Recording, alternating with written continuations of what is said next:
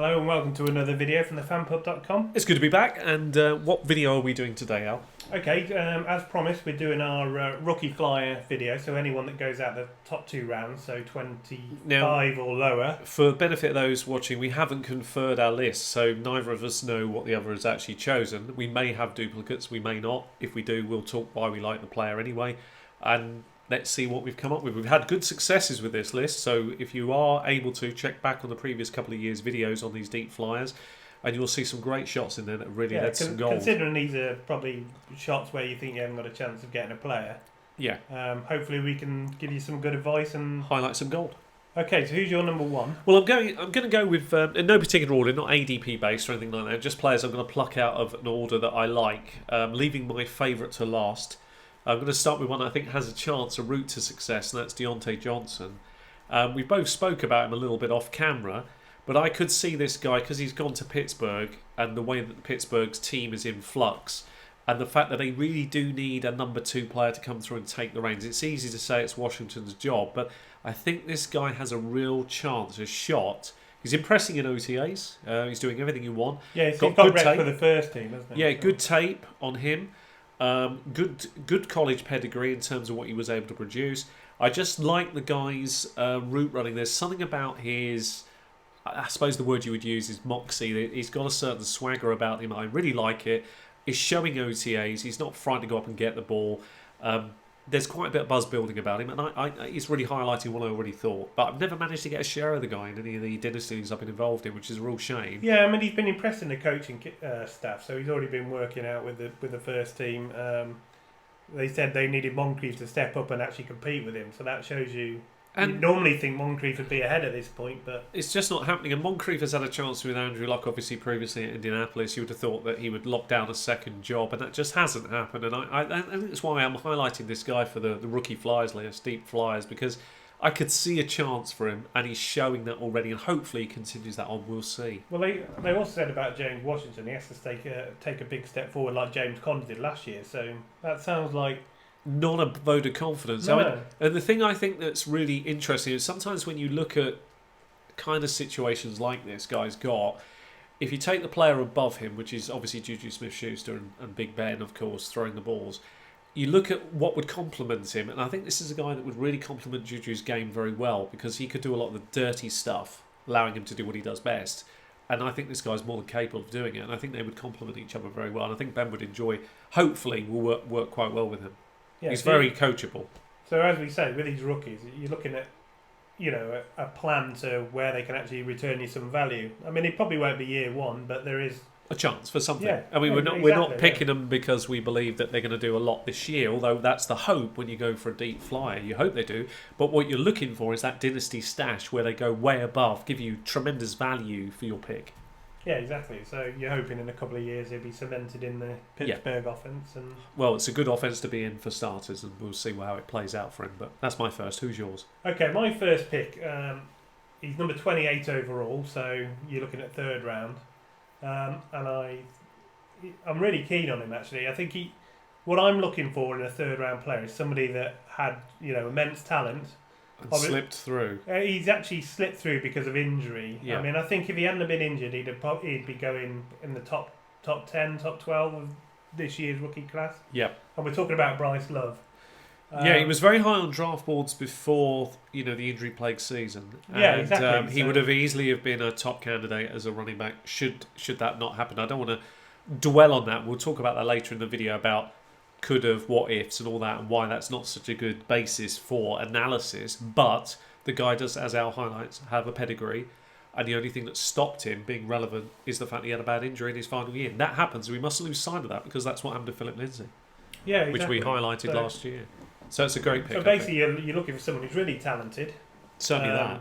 You're getting value because of the injury, basically. He's potentially a 3-down back. No two ways about that. He's got all the skills you're looking for, Al. And I think you've highlighted a really good one. In his first 3 years of college, he averaged 7.8 yards per carry, 7.1 and 8.1. And that is pretty elite in college level. His third year, he had 19 rushing touchdowns. Yeah. He caught 49 balls, so, he can do it all. He can do it in the receiving game as well.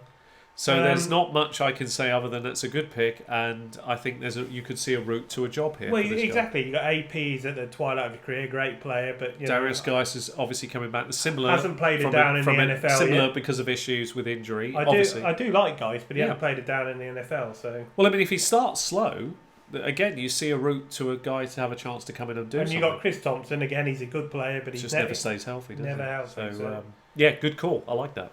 Nice pick. Yeah, 2,000 rushing yards and 19 touchdowns in 2017. There's not much to say except obviously that screams of immense value, and if you're picking him up at that point of a rookie draft, you are actually kind of thinking, I may have a steal because everything could happen above me, and it's a great fit because, as Al says, we always say location. It's not like we're picking him out to start. We're thinking, what happens if he marinades on your bench? Could he end up with a job? I think there's a chance with this guy. If you get the 2017 Bryce Love, then you're going to have a bargain. You're going to have a bargain on your hands. You've got your first two rookies in the bag before this guy. So yeah, I like that. It's a good call. 28 overall. So who's your second one? Well, I'm gonna stick with the running back. So I'm gonna go with the guy that I've drafted just literally everywhere for a similar sort of situation, really, and that's Myles Gaskin. I know he's a big player of yours. You've mentioned him, quite a lot, and I've kind of picked up on that a bit, and I mean that with all respect because you do learn from each other, and he was one of these players. I've researched every rookie that I can think of that was coming into the NFL and thought about what players I liked. And naturally, by December, I'd narrowed my list down to about the top sort of 50, of which I was quite happily sharing the information with Al, where I thought those players would go. I'm delighted to say that list is looking stronger every day that goes by, and I'm really pleased about that analysis. But this is a guy that slipped through. It was a bloke that wasn't really high on the list at all. And I'm not saying he's going to be inside. Rightly, his ADP is much lower down. But I just think he has a fantastic route to a job because if you look at the current situation that's in Miami in terms of the running game, obviously there's Kenyon Drake, but it wasn't like the bloke lit the league alight last year or anything. The good thing about Myles Gaskin, he's a 4th round player, so he's currently going at 41 overall, consensus opinion. And you could see a logical route to a job. It's a very similar thing. There's a pedigree to the guy, certainly in smaller colleges, but he stayed healthy. He's done nothing but do what the coaches have ever asked at college level. He scored touchdowns. He can do it through he can catch a ball. There's pretty much everything you're looking for. And Miami has had a kind of an interesting thing where it's never obvious. We always think, this year it's going to be Kenyon Drake's year. And then it ends up being someone else who was underneath who gets the role. This has happened for a Jai who came out of nowhere and got the job. Then the year later, when it was his job, say what you like about Miami, but they're actually really good at drafting a running back. They seem to find somebody to do a really good job for a year, and then Damian Williams. They've had Kenyon Drake. Some pretty Ajayi. So they've drafted some pretty good players. And he had a couple of 200-yard games, didn't he, Ajayi? Yeah, well, exactly. Yeah. So I mean, they've certainly got something there. So I think all I'm saying here with this guy is obviously he's not, as Al just said about his previous pick. I've probably got 3 picks ahead of this guy. I don't mind him as my 4th. He had fantastic. 62 touchdowns in college. I mean, you look at Kenyon Drake. He played somewhat last year, but they played Frank Gore a lot of the time ahead of him. Yeah. So they're not married to him. Kalen Blige came in for the last couple of games and showed very little. He did okay. He did okay, but there's a route, and I think this is what you're looking for. You're locating players who are on a team where there is a chance for them to. Obviously, he's got to survive the cut. That's the first thing. All these players have got to make the 53. But if they make the 53 and impress the coaches and start working with the seconds and then firsts, you've got a steal on your hand. I could see a route for success with this guy. Right. Who's yours? Okay, my second player, much very similar to the first player. I'm looking for a good player that has fallen again because of injury. I mean, injuries aren't ideal, but we're talking Rodney Anderson. Yeah. He's going to be fighting Tre'Veon Williams for the 3rd running back at Cincinnati Bengals. But he's a player that I watched his tape, and I like this guy a lot.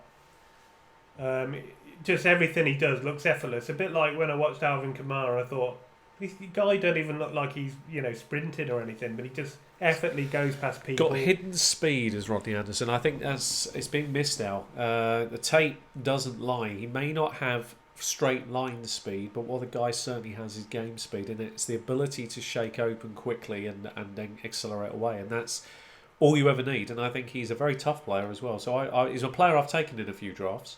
Yeah, so I really like this pick. I have as well. He's number 27, so probably a 3rd round pick. Yeah. I mean, if Bryce's gone, Rodney Anderson's another good one to target.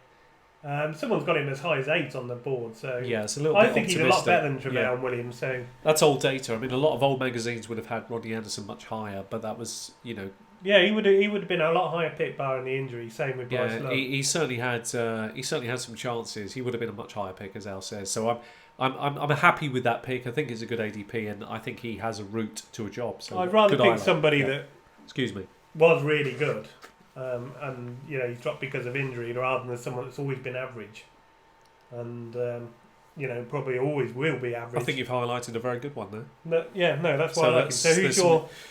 My third, I'm going with, this is unusual really, and I apologise for picking this player, but it is a dynasty. This is a dynasty pick. This is thinking ahead and trying to think a little bit of value.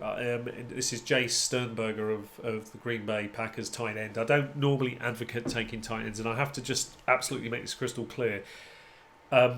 It's opportunity and location for this guy. It is there. And I don't think he's got a lot to beat out. And the player above him obviously is very good, but he's often injured. So there's a real chance. And I think the thing that's really special about this player, the one thing that I really like, is 2 parts to his game that really stand out to me. First of all, he's naturally, a lot of tight ends are mountains, but this guy really is a beast. And I like his physicality of blocking, which is what you want on your blind side. I want a player that I can push over to the blind side as a quarterback, who, if no one comes, they can release and then go down the seam. He's got good hands. He's got everything I'm looking for in a tight end, and he's in the perfect situation should anything happen. I could see year one some very simple packed tight end numbers. It'll be low end stuff. It won't be anything amazing, but there'll be odd games where he'll flash. But I think longer term, there's a potential. You've got to look ahead at the tight ends. Yeah, and so he's a stash for future years. Yeah, 2 or 3 years down the line. Yeah, Jimmy Graham's getting to the end of his career. It's a good one because I still think there's value even in year one, and it won't be massive. And I'm saying low pack tight end numbers, so don't get too excited. But longer term, there's a potential this player's abilities ramp up and the workload ramp up. Yeah, if you think you need a bit of depth at tight end and you got to the third round. But there's nothing wrong with this offense for throwing the ball to, so this could be the perfect landing spot. Aaron Rodgers isn't bad, is he? No. Okay, my third player. Yeah. Alexander Mattison out of Boise State. Yeah, good pick. Reason being, I think, there's no Latavius Murray in Minnesota anymore. Yep. The other couple of running backs they've got, I don't think they're good enough to be the backup. So there's a clear path to being Dalvin Cook's backup here. 34 touchdowns, particularly 30 of them in the last 2 years at Boise. So I just got a feeling that, if you think Dalvin Cook's gone down the last 2 years, there's a path there to some immediate value if the worst happens to Cook. I think this is Cook's year, if I'm honest. I do see... And that could well be the case. I do see Cook being, potentially a player we talk about next year as a top 5 running back. I mean that sincerely. But I also, rightly, as Al says, we have to also temper that enthusiasm with a bit of logic. But the thing is... He hasn't done the full season He's not yet. better than Cook. He's not going to take Cook's job. It's more of, if Cook goes down, there's a chance. Or they're going to look after Cook because he has got injury history. I think the relief work that this guy can do, coupled with the potential to punch in your touchdown, makes him actually quite a cheap redraft darling. I think he's actually got some real appeal. And as you say, if anything was to happen, that's a gold mine, and that's a great little pick down there. Look at Latavius Murray. He's not a talented running back. Just opportunity he's and location. He's a plodder, isn't he? Yeah, but does the job when it's required. And this guy's more than capable. And I think a lot of people are actually targeting this player. So a lot of good drafters, I think, have targeted this chap and some of the others we've mentioned already, and he's certainly one that I've just never had an opportunity to own a share because everybody's so high on him, and he just never falls to the point. I've seen him go in the first round. I have, yeah. But he's 32 overall, so another one to look at if you're there in the third round. Yeah, definitely. Who's your fourth player? Well, this one I'm just going to talk about again. This is a bit of a dynasty stash player. It's building ahead, and sometimes that's what you've got to do. You've got to think, will he exceed his ADP? And this is Drew Lock. You see, as much as he's much maligned, his OTAs haven't been exactly exciting. People just have to remember what you see on tape is the key with this guy. He's got Well, obviously the number one quarterback for this draft class is obviously Kyler Murray, and I'm not going to dispute that. And I see that, and I see a lot of what I call Doug Flutie. If you don't know who Doug Flutie is, I understand that because we're going back a long time. You're not as old as Sean. Yeah. But if you get any chance, watch Doug Flutie tape. Some of the best highlights, and this Kyler Murray has that kind of escapability. Where Drew Lock is, as a quarterback, is more a traditional pocket passing presence kind of guy, very much in the John Elway mould, and you can see why he's ended up at Denver, if I'm honest. But I think what John Elway has highlighted here is a player that others have missed a little bit. He's gone at a good value. They've got him quite reasonably priced in the draft. I like him in Dynasty because I think if you've already got one or two quarterbacks and you're looking at a stash and a player that you can cash in on later, he's easily going to get you a better pick than this. So at the very least, he's going to be worth something. And don't be surprised that the guy does win the job. But I would think what Denver will do, if I'm honest, this is how I think they'll play it out this season. This is why it's a stash. You let Flacco take all the whole workload this year. Let Drew Lock study an NFL quarterback because he's not going to be taught anything. I think what they'll do, I think if they're a contention and Flacco's playing well, they'll stay just leave with him. But if it's a disaster, then they'll bench him. If they get to like 9, 10, 11 and nothing to play for, then why not put the rookie then they in will. and see what he can do? Yeah, then they will. That's a different matter because the crowd will be paying for it at that point. And there's nothing. The rookie's got, if he wins 1 or 2 games, everybody's happy kind of thing. At least we've got hope for the future. But I think he's a great stash and he's in a good situation because you've got the air in your favour in Denver, which really helps how much further you can throw the ball. Adds an extra 10 yards to a quarterback. Even means I can throw 10 yards, which is good. So I like that about him. And he's a pocket player, and that's the way they've built their offense. So it should fit very well. They've got some talented wide receivers that just looking for the right quarterback to lead them, and maybe it's him. So it'd be interesting. Okay. My fourth player, Darwin Thompson's Kansas City. You like him a lot, don't you? You're very high on this guy.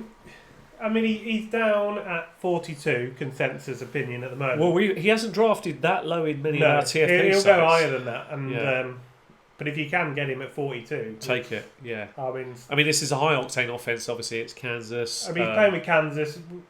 We don't know about Williams doing the full load for that. No, I've got some reservations on that. I think Damien Williams is a talented player, but he's not done a full year where he's carried a team. He's worth his ADP currently. I think he's going to be the starter. And I think his ADP will only climb Damien Williams the closer you get to the season in terms of redraft leagues. I can't see any reason why it would climb. It has to go up. So, but there is the logical thing is this is a guy that you would love to have in any kind of league format because if anything was to happen, and it could, then you're sitting on maybe the next guy up, and this guy would have a great shot. We've seen how many times as a running back, no matter who they are in Kansas, come in and have a great game or series of games or half a year. It happens every time. I mean, Damien Williams went down in Miami when him and Drake were there, and they traded Ajayi, and then the rest is history. So we don't know. I really have reservations over whether he can hold the load, and that's why I think this is a great. I think he's very talented, and while he plays, he'll get you really good points. Yeah, I can't argue what he's going to do. For as long as he plays. And if he plays this season, and I don't want to use if he plays this season, because I've got to say this in here now, because I'm really backing up Al's pick here. We were talking a bit about this off camera, and I've got this thing we're all guilty of, and I'm going to say it in this video, we'll say it again another time, which is, if you're saying things like, can he stay, will he do the 16 games, if only he wasn't injured all the time, that's kind of telling you something. And I'm not saying Damien Williams is a bust, this is probably not the best example of it. But there are many players we're going to talk about, particularly in our individual videos, when we start looking at players who are properly up the ADP charts. So we're going to talk about some of those riskier or more interesting ones in individual player profile videos, which we'll be doing. You really have to pay attention to those series of comments because it's so easy to fall into the trap of if he stays. So it's like Dalvin Cook, if he stays healthy. He hasn't done it yet. And until he does, that's what makes some of these picks worthwhile. That's why the offense is everything. Yeah. I mean, he's playing with Mahomes. There's no. It's always routine. It's a high octane offense. There's no argument anymore. I don't care what their personnel. It'll be a high octane offense. That's just what they do. The coach has already admitted. Well, the coaching team staff have already said that they think he'll be involved at least in the passing game. Yeah. For relief work. So, I mean, he came out of nowhere really. Last year, 6.8 yards a carry. Yeah. He catches the ball. Yeah, 16 touchdowns. It's just what you want in Kansas, and it's the perfect pick. Who wouldn't want to own a high a player on a high octane offence where you're playing a very low price. That sounds like a good deal to me. It does, and that leads me on beautifully to your my top pick. Not necessarily because of ADP, just the guy that I love for this season because he fits everything I'm looking for really, which is Ryquell Armstead. He's got location and opportunity and situation. It's all everything you want. And why is it such an important pick? Because this is Jacksonville Jaguars, potentially a very good defence, a run first team. Transition at quarterback. There's a lot of reasons why this could be good, and a running back ahead of him who never stays healthy, and plus the other running backs around him who just no names that they play every now and again. Alfred Blue. Yeah, just take that back. Yeah, no names. Blue. Alfred, he is always making you blue. Fantasy production of zippity-doo-dah. No, I don't like him. I much prefer this guy because even if I'm wrong, at least it's the right shot to something, because this is a player that I really do enjoy taking shares of, and I have done as many times as I can, because Leonard Fournette cannot stay healthy. So there's no point people saying, brings us beautifully to the point, if he stays healthy. He hasn't. So let's just cut that out there. So you have to look at what lies underneath, and this is one of those players that maybe gets the second string, the backup role, and then ends up taking the job. Which could be on a running team, the run first offense. And he's a bulldozer, and he's a perfect back even in redraft, I think. One of those sneaky late round picks that just annoys your opponent because he just keeps coming off. Let's just read through the running back. So Fournette is clear number one. Yeah. Well, we know there were problems there last year. Towards the end of last year, we warned you, in our bold prediction videos, I warned you to avoid Leonard Fournette because of ankle issues. Those ankle issues are not going away. They haven't gone away. And even with a series of rest, it ain't going away. But there are also some mutterings about them falling out, and they might get rid of him. And well, he had a bad off-season. He had some trouble, and this hasn't enamoured him well to the senior management at the club. I don't think it's enamoured him to his team. They've had a transition at quarterback, so not even the quarterback hasn't even got his back now. So, let's face it, Foles is going to be an improvement on Bortles. And Foles would be an improvement on Bortles. And here's a thing, right? So this is another little sneaky thing. I forgot to mention this previously when I've talked about him, but we haven't really gone about these players yet. But I've talked about this, but I haven't mentioned this. This is the interesting thing. Leonard Fournette, I don't think, is a very good blocker for two reasons. One, he's not good at it, and two, he's never there. And Nick Foles needs a running back that can block, and this guy can. So Nick Foles does not need to be knocked over loads of times because he's a bit susceptible to re-injury. So I think this guy can win Nick's trust. And if he does, I think his job is his. So that's why I'm very heavy on him. I really like him at this. I mean, let's just go through the other running backs. Yeldon's gone, like we say. So you got Thomas Rawls. I mean, he hasn't been fantasy relevant for, 3 years? He's had every opportunity and just never proven it. He's more of a camp player, if you want to. I mean, I get Yeldon, you talk about a player. Gone, so yeah, I get him when he was there as a logical kind of a backup but he's role. A change of pace back, and he's more a pass catching back. He's more, Alfred Blue. Never done it. Benny Cunningham. Not even worth discussing. Sorry. Not even worth discussing. There you go. So that's all you need to know. And at the moment, Ryquell Armstead is literally number 5 on their depth. Don't even let these things fool you, because that's not how it's going to play out after OTAs and minicamps. That just won't be what happened. You watch how it changed. The pack changes in all these players we've mentioned. Well, he hasn't got anything to beat out, has he? No. Let's face it. So that's my 5th. So who's yours? I'm excited to see who your 5th is. My first one isn't my best shot, but he's my deepest shot. Yeah, well, that's okay. There's nothing wrong with that. This guy is down in the 60s overall. So that's fantastic, right off the board. Love it. Number 67 overall, so you can probably get him in the 5th round. Yeah. Although people are catching on to him now. And that's Preston Williams. I think he's a talented guy. He plays with a chip on his shoulder, doesn't he? Yeah. I guess unfortunately, he's got off-field problems. So if that's not your bag, if you don't want to be worrying about what he's going to do next, then he's probably not the guy for you. But I'm looking for an upside of a player that's got talent. I mean, he's down there for a reason. But this is again a perfect situation for a player like this, because what you've highlighted is the same thing as when we talked about Myles Gaskin. This is another Miami situational problem, isn't it? You've got nothing to beat out, really. You've got players ahead of you who are constantly injured. Yeah, I mean, Stills had a chance at wide receiver one last year. He had 3 good games. But he's always more deep threat, isn't he? He spent more time on the operating table, I suspect. He's the guy getting treatment than catching passes. It highlights what I previously said. There's no point saying, what if he stays healthy, and if he plays 16 games, this would have been his stats. Forget it. You're already lost. And it's not like we could say that was just because of one bad year. This is repeated bad years. It's pointless talking about him. Just avoid him and pick someone else. And this is what I look for in a player and what I like to hear about. No good. There's a lot of players that have their fans. Players who watched them at college or supported that college team. Yeah. But what counts is the actual team and what the coaching staff are saying. Yeah. That's whether this guy's going to have a chance. Yeah, exactly. Chance going forward. And he's doing well, he's been balling out. He's been doing well in the OTAs, and he's doing everything he wanted. I mean, yes, Al highlights the issue. A lot of people saying he's been their best receiver in the OTAs. I mean, and that's ahead of all the veterans. You beautifully highlighted his issue, which is the off-field issues. Yeah. As Al says, it's a bit of a gambler's pick, but when you're talking about opportunity, location, and situation, this is the guy. It's a really good pick here. And so if you want a 5th round flyer, there's no harm in that. Somebody might be something. He's already catching the eyes of the coaches. I mean, Miami aren't going to be a good team this year. And there's every opportunity for someone to come out of nowhere in an offence like this where there's not an established 1 and a 2 and a 3. He could break through. I mean, we're not saying Parker isn't talented. He is, but he's always injured, isn't he? He's always injured. Just never there for more than a few games. Right. Well, actually, we'd love to hear from you guys. There are 5 each.